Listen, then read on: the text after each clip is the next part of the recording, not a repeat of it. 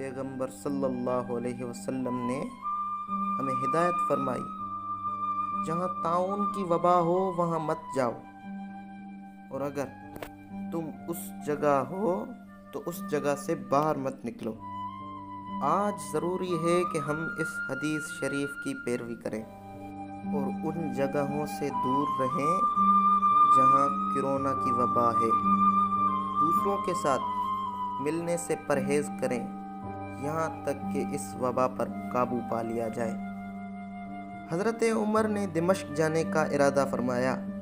इस दौरान आपने वहाँ वबा फैलने की खबर सुनी तो वहाँ जाने का इरादा तब्दील कर दिया। तो एक सहाबी ने हज़रत उमर से कहा, ए उमर, क्या तुम अल्लाह की तकदीर से भाग रहे हो?